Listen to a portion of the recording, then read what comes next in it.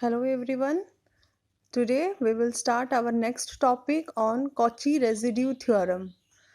Previously we have discussed what is a pole and how to calculate the residue at pole. अब हम discuss करेंगे Cauchy residue theorem.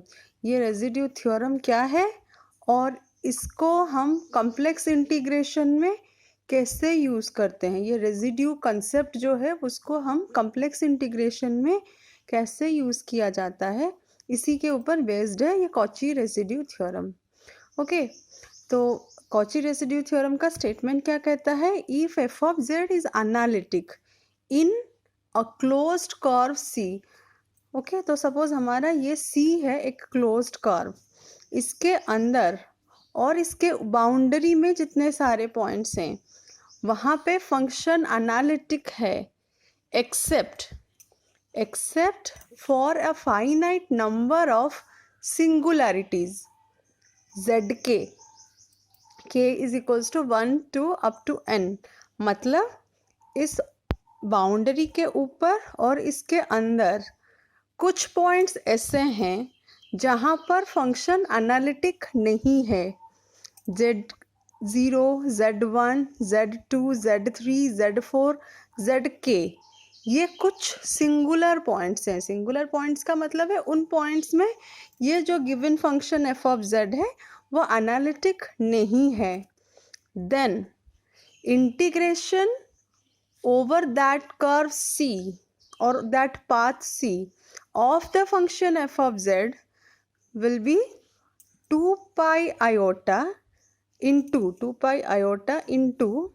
sum of residue of the function f of z at each of the singular points। मतलब कि अगर ये C है तुम्हारा एक क्लोज्ड पाथ है, मानो इसके ऊपर बहुत सारे पॉइंट्स हैं और इसके अंदर बहुत सारे पॉइंट्स हैं। जो फंक्शन एफ ऑफ जेड एक फंक्शन है जो कि एनालिटिक है इसके अंदर और इसके ऊपर एक्सेप्ट सम पॉइंट्स। जैसे ये कुछ पॉइंट्स हैं, इन पॉइंट्स में सिर्फ ये फंक्शन एनालिटिक नहीं है। तो उस केस में अगर हम फंक्शन का integral with respect to this path, closed path find out कर रहे हैं, तो उसके लिए क्या ट्रिक है? 2 pi iota into sum of the residue at all the singular points inside C के अंदर जितने सारे सिंगुलर पॉइंट्स हैं उन सारे सिंगुलर पॉइंट्स में आप रेसिड्यू निकालो, उसका सम ले लो and multiply it with 2 pi iota. This will give you directly the integral value, the complex integral value. Okay? तो एक न्यूमेरिकल डिस्कस करते हैं। न्यूमेरिकल क्या कहता है? सपोज ये क्वेश्चन दे रखा है आपको, integration over the path C z square plus 2z minus 2 by z minus 4 where C is a closed curve containing the point z is equals to 4 in its interior। मतलब आपको कहा गया है ये एक फंक्शन है f of z, इसको integrate करना है विथ रिस्पेक्ट टू c में। क्या और कहा गया है c के बारे में? c जो क्लोज्ड कर्व है वो क्या है? वो सर्कल है, इलिप्स है, क्या है उसके बारे में हमें कोई जानकारी नहीं है। हमें सिर्फ ये गिवन है ये C के अंदर Z is equals to 4 point lie कर रहा है।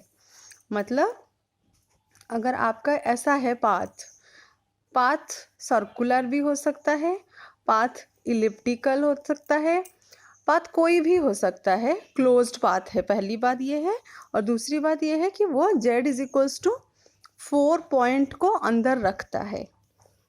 ओके, तो उस केस में हम क्या करेंगे? अगर z is equals to 4 point अंदर है तो उस केस में हम कॉची इंटीग्रल थ्योरम अप्लाई नहीं कर सकते हैं, और कॉची इंटीग्रल फार्मूला भी अप्लाई, कॉची इंटीग्रल फार्मूला आप अप्लाई कर सकते हो लेकिन कॉची इंटीग्रल थ्योरम अप्लाई नहीं कर सकते हैं। लेकिन हमें कहा गया है इसको कॉची रेजिड्यू थ्योरम अप्लाई करके करने के लिए। ओके, तो कैसे करेंगे? पहले तो फंक्शन क्या गिवन है वो देखो। Function F of Z is equals to Z square plus 2z minus 2 by Z minus 4। इसका एक पोल आपको दिख रहा होगा नीचे, z इज इक्वल्स टू अगर 4 पुट कर दोगे तो फंक्शन इनवैलिड हो जाएगा। मतलब z is equals to 4 is a pole. Pole find out करने का तरीका मैंने कल प्रीवियस वीडियो में आपको शेयर किया हुआ था, तो उससे आप देख सकते हो कि पोल कैसे फाइंड आउट किया जा सकता है। तो यहाँ पे z इज इक्वल्स टू 4 एक पोल है f ऑफ z का। Okay, which lies inside c। हमारा कंडीशन क्या दे रखा है कि c एक क्लोज्ड पाथ है जो कि z is equals to 4 point को ही एनक्लोज कर रहा है। तो यहाँ पे c के अंदर पोल लाई करता है।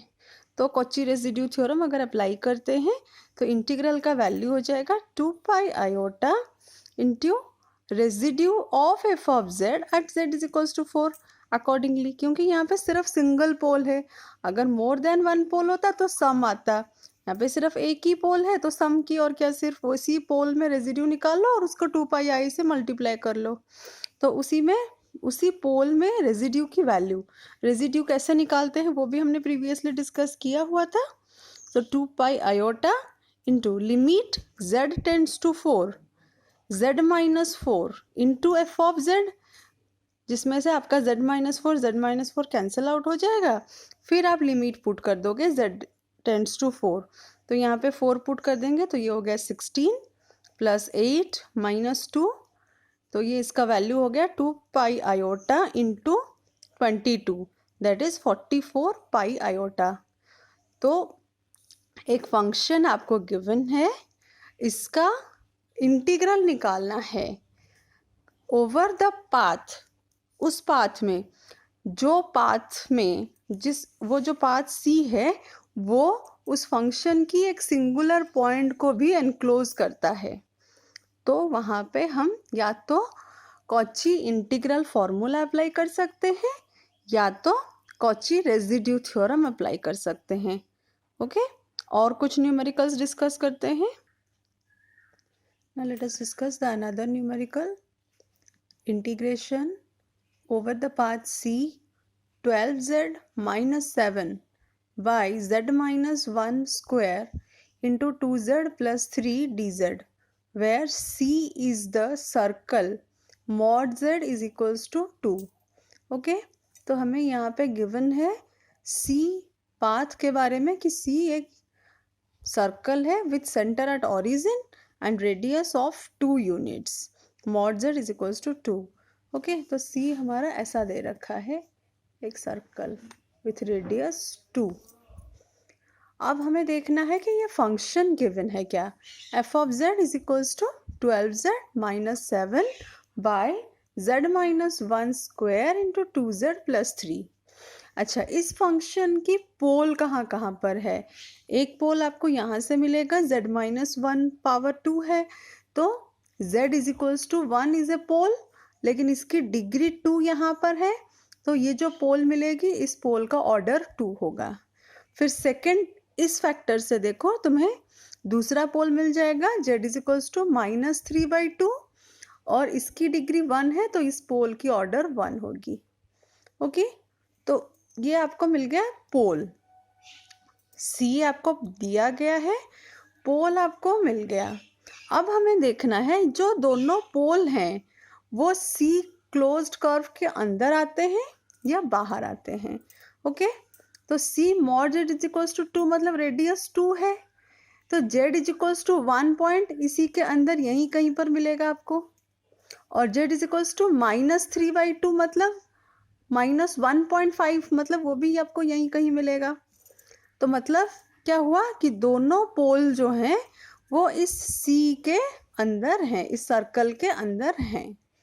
अगर दोनों पोल्स सर्कल के अंदर हैं तो वहाँ पर हमें कॉची रेजिड्यू थ्योरम अप्लाई करना है।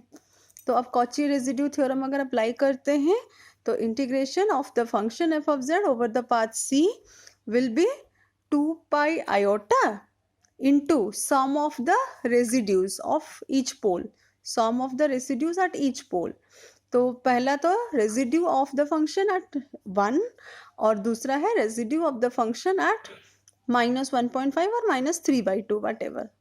ओके, तो ये हो गया मेरा कॉची रेजिड्यू थ्योरम के हिसाब से फॉर्मूला अप्लाई करने के बाद।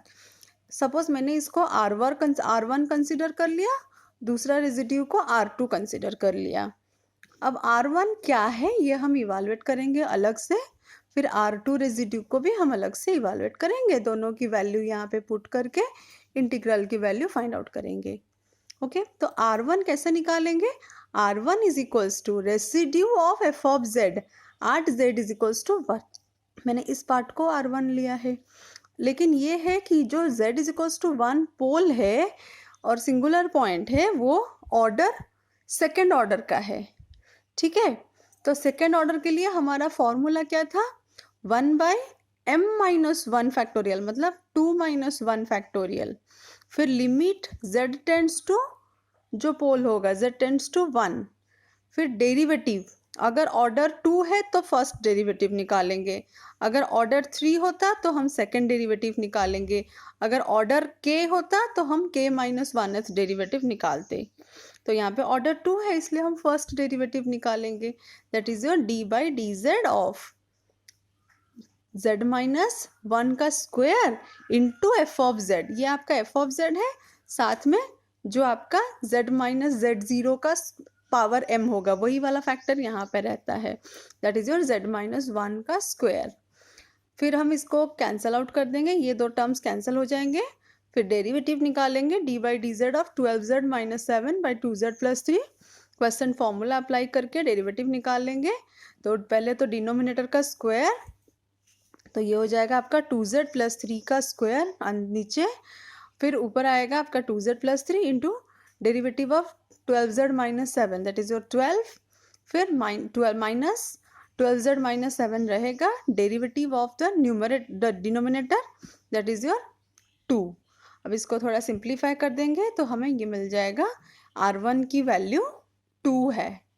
तो फर्स्ट हमें मिल गया residue of the function F of Z at Z is equals to 1, ये वैल्यू हमें मिल गया 2। अब हमारे पास बचा है ये निकालने के लिए रेजिड्यू एट -3/2, इस पॉइंट में रेजिड्यू निकालने की, मतलब R2 निकालने की। ओके, तो अब R2 निकालते हैं। So R2 is equals to residue of F of Z at Z is equals to -3/2। लेकिन ये जो पोल है इसका ऑर्डर 1 था, प्रीवियस पोल का order z is equals to 1 का ऑर्डर 2 था, इसलिए उसके लिए अलग फॉर्मूला अप्लाई किया था हमने। लेकिन यहाँ पर ऑर्डर 1 है इसलिए सिंपली डायरेक्ट हमें लिमिट ही पुट करनी है, लिमिट z टेंड्स टू -3/2। फिर जो फैक्टर से आपको पोल मिला था वही फैक्टर यहाँ पे मल्टीप्लाई करो और फिर आपका एफ ऑफ जेड फंक्शन है। ओके, तो इस तरह से आप इसको सिंप्लीफाई करोगे लिमिट पुट करके। तो पहले तो ये टर्म आपका कैंसिल आउट हो जाएगा, फिर लिमिट पुट कर लो सीधा, तो वैल्यू मिलेगी हमें -4। तो R2 की वैल्यू मिल गई मुझे -4। पहले मुझे R1 मिला था 2, अब R2 मिला -4। अब इंटीग्रल का वैल्यू कितना था हमारा? 2π iota into R1 + R2, that is R1 हो गया तुम्हारा 2 और R2 हो गया -4। इस तरह से मेरा वैल्यू इंटीग्रल का वैल्यू आ गया -4π आयोटा। ओके, आई होप तुम लोगों को समझ आया होगा how to apply Cauchy residue theorem for evaluating complex integral. It's a very easy process to calculate the complex integral when the poles are inside the region. Without doing any integration, you can directly find out this value by applying Cauchy residue theorem. Thank you.